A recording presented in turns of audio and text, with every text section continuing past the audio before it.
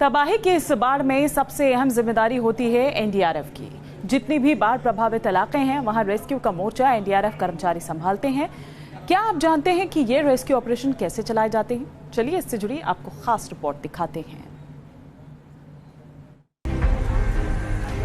बाढ़ में rescue operation की ऐसी तस्वीरें आपने कई बार देखी होंगी, मगर क्या ये जानना चाहा कि एनडीआरएफ की टीम इस अभियान को कैसे सफल बनाती है? कैसे कई जिंदगियां सैलाब के भंवर से बचा लेती हैं? अगर नहीं तो दिल्ली की यमुना नदी में किए गए इस डेमो के जरिए आप समझ सकते हैं कि कैसे एनडीआरएफ के जवान अपनी जान की परवाह किए बगैर लोगों को मौत के चंगुल से बाहर निकालने में जुट जाते हैं।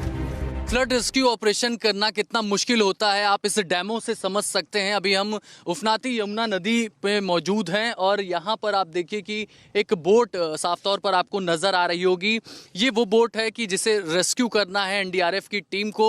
इसे नॉन कॉन्टैक्ट रेस्क्यू ऑपरेशन कहा जाता है। यही वो पल होता है जब सबसे ज़्यादा जान जाने का जोखिम होता है, क्योंकि नाव जो होती है वो गांव वाले अपनी ही तरह से बनाए होते हैं, वो पूरी तरह से हाईली इक्विप्ड नहीं होते हैं। और ये देखिए कि अगर कोई नाव इस तरह से पलटती है बाढ़ में, और ये यमुना का गहरा पानी है, ऐसे में लोग चिल्लाते हैं कि बचाओ बचाओ, और बड़ा मुश्किल होता है। और ऐसे में आप देखिए कि चंद सेकंड्स में यहाँ पर आप देखिए कि एनडीआरएफ की टीम भी वहाँ से निकल चुकी है।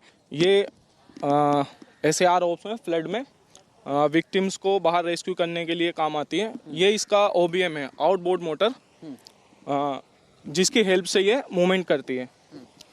इन्फ्लेटेबल रबर बोट 7 से 10 विक्टिम्स को एक टाइम में बाहर रेस्क्यू किया जा सकता है। कई इलाकों में पानी 10 फीट से ज्यादा गहरा होता है। ऐसे में आप सोच रहे होंगे कि सैलाब में डूबे इस शख्स को कैसे बचाती होगी एनडीआरएफ की टीम, तो इसका जवाब इन संसाधनों में छिपा है। पूरी नाव जो है वो पलट चुकी है, लेकिन सुरक्षित देखिए किस तरह से जो लोग इस नाव में सवार थे उनको एनडीआरएफ की टीम ने बचा लिया है। और एक तरह से ये पूरा ऑपरेशन जो रहा है वो सक्सेसफुल रहा है और कम समय में जीवन जो है वो बचा लिया गया है। यहाँ पर जो विक्टिम थे उनको सुरक्षित स्थानों पर अब ले जाया जा रहा है। इस तरह से आप समझ सकते हैं कि बाढ़ जैसी मुश्किल हालात में एनडीआरएफ की टीम कैसे अपने जीवन को जोखिम में डाल करके इस तरह के फ्लड ऑपरेशन को अंजाम देती है। Under water search sonar system, इसी की मदद से हम जो भी पानी के अंदर नीचे वाला वस्तुओं को इस लैपटॉप की मदद से और इस अंडर वाटर सर्च सिस्टम की मदद से उनका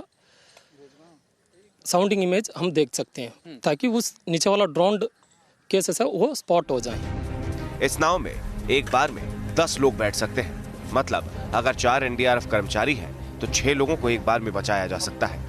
कई दफा ये संख्या ज्यादा हो जाती है। ये जिम्मेदारी यहीं खत्म नहीं होती। जान बचाने के बाद साथ मौजूद डॉक्टर्स की टीम उनका चेकअप करती है।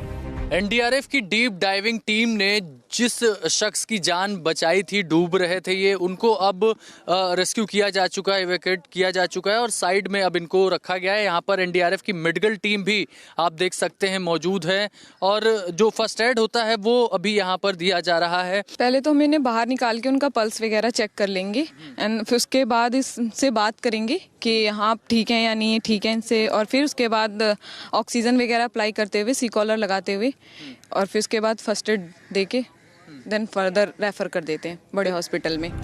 इस साल आई भीषण बाढ़ में एनडीआरएफ इस भूमिका पर खरी उतर रही है। फिलहाल 84 टीमें देश के 23 राज्यों में बचाव अभियान में लगी हैं। इन टीमों ने अभी तक 11,800 लोगों को बचाया है। इसके अलावा 2400 लोगों को इलाज की सुविधा मुहैया कराई है। सिर्फ बाढ़ ही नहीं, आपदा में किसी भी मोर्चे पर मुस्तैद नजर आती है एनडीआरएफ की टीम, क्योंकि इनका मिशन होता है एक एक जिंदगी को बचाना। दिल्ली से अभिषेक पांडे के साथ टीम न्यूज़ नेशन।